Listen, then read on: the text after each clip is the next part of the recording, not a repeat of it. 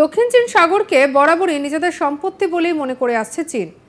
এ নিয়ে প্রায় ৮ বছর আগে নিজেদের অধিকারের দাবিতে সরব হয়েছিল তারা, কিন্তু আন্তর্জাতিক ট্রাইব্যুনাল সেই দাবি নস্যাৎ করে দেয়। কিন্তু এরপরও চীন নিজেদের অধিকারের দাবি থেকে একটুও সরতে নারাজ, আর তাই দক্ষিণ চীন সাগরের বিতর্কিত অংশে নিজেদের টহলদারি ক্রমশ বাড়িয়েছে বেজিং। ইতিমধ্যেই এই দক্ষিণ চীন সাগরে জলের মধ্যে এক চিলতে পাথরের জায়গায় সেনা মোতায়েন করে সেগুলিকে কার্যত কৃত্রিম দ্বীপের রূপ দিয়েছে। কিন্তু শনিবার 15 জুন চীন যেটা করলো সেটা বোধ হয় দাদাগিরি বললেও কম বলা হয়। চীন জানিয়েছে যে এবার থেকে দক্ষিণ চীন সাগরের বিতর্কিত অংশে অনুপ্রবেশের অভিযোগে বিদেশিদের আটক করতে পারবে বেজিং। যদিও চীনের এই নতুন নিয়মের তীব্র প্রতিবাদ জানিয়েছে প্রতিবেশী দেশ এবং ইটালিতে G7 বৈঠকে অংশ নেওয়া দেশগুলি। চীনের বিরুদ্ধে ভীতি প্রদর্শন এবং জোর খাটানোর অভিযোগ এনেছে সবকটি দেশ। চীনের দক্ষিণ চীন সাগরে এই নতুন নিয়ম চালুর বিষয়টিকে ভয়ঙ্কর আগ্রাসন বলে উল্লেখ করেছে G7 ব্লক। এক বিবৃতিতে G7 জানিয়েছে, আমরা সাউথ চায়না সিতে চীনের সামরিক কার্যকলাপ এবং জোর খাটানো এবং ভয় দেখানোর বিরোধিতা করছি। এদিকে চীন জানিয়েছে যে এই ধরনের অনুপ্রবেশের ঘটনায় আটক করা হলেও সর্বাধিক মেয়াদ 60 দিন পর্যন্ত হতে পারে। শনিবার থেকে জারি হওয়া চীনের এই নতুন নিয়মের গেরোয় দক্ষিণ চীন সাগরে চীনের জল সীমান্ত পেরিয়ে বেআইনিভাবে ঢুকে আসা কোনো জাহাজ বা জলযানকে আটক করতে পারবে বেজিংয়ের উপকূলরক্ষী বাহিনী। দক্ষিণ চীন সাগরের কিছু অংশে দাবি রয়েছে মালয়েশিয়া এবং ভিয়েতনামের। ইন্টারন্যাশনাল ট্রাইব্যুনালে একটি রুলিংয়েও বলা হয়েছে যে চীনের একার দাবির কোনো আইনি ভিত্তি নেই। যদিও ইন্টারন্যাশনাল ট্রাইব্যুনালের রুলিংকে বেশি পাত্তা দিতে নারাজ চীন। এ নিয়ে ফিলিপিন্সের সঙ্গে প্রায়ই গণ্ডগোল বাধে চীনের। সমুদ্রের বুকে সংঘর্ষে লিপ্ত হয় দুই দেশ। ম্যানিলার অভিযোগ, সমুদ্রের বিতর্কিত জায়গায় এর আগে চীনের কোস্ট গার্ড ভেসেলগুলি বহুবার ফিলিপিন্সের বোটগুলির বিরুদ্ধে জলকামান ব্যবহার করেছে। দুপক্ষের সংঘর্ষে ফিলিপিনো সেনাদের জখম হওয়ার ঘটনাও ঘটেছে। শুক্রবার 14 জুন ফিলিপিন্সের সেনা প্রধান জেনারেল রোমিও ব্রুনার সাংবাদিকদের জানান যে ম্যানিলা নিজের মৎস্যজীবীদের সুরক্ষার জন্য বেশ কিছু পদক্ষেপ করার ব্যাপারে আলোচনা চালাচ্ছে।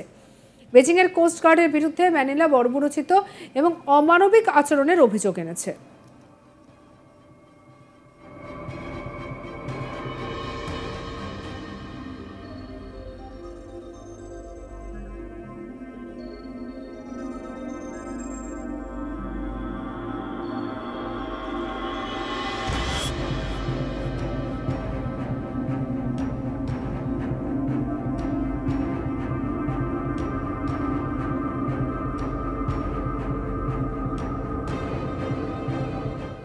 দক্ষিণ চীন সাগরকে বরাবরই নিজেদের সম্পত্তি বলেই মনে করে আসছে চীন, আর এ নিয়ে প্রায় ৮ বছর আগেই নিজেদের অধিকারের দাবিতে সরব হয়েছিল তারা, কিন্তু আন্তর্জাতিক ট্রাইব্যুনালে সেই দাবি নস্যাৎ করে দেয়।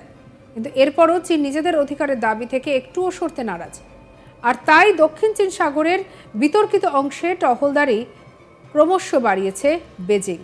আর ইতিমধ্যে এই দক্ষিণ চীন সাগরের জলের মধ্যে এক চিলতে পাথরের জায়গায় সেনা মোতায়েন করে সেগুলিকে কার্যত কৃত্রিম দ্বীপ রূপ দিয়েছে তারা।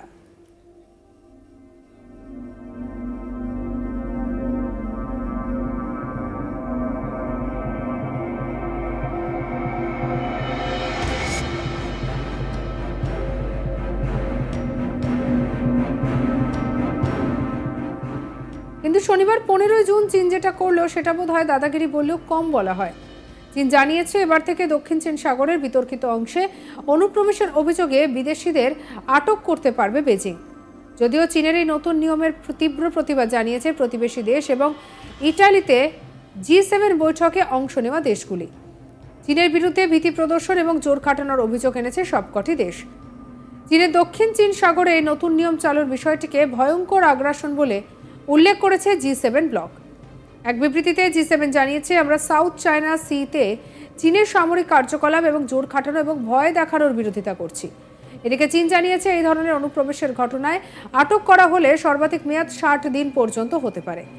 চীন থেকে জারি হওয়া চীনের এই নতুন নিয়মের গেরোয় দক্ষিণ চীন সাগরে চীনের জল সীমান্ত পেরিয়ে বেআইনিভাবে ঢুকে আসা কোনো জাহাজ বা জলযানকে আটক করতে পারবে বেজিংয়ের উপকূলরক্ষী বাহিনী।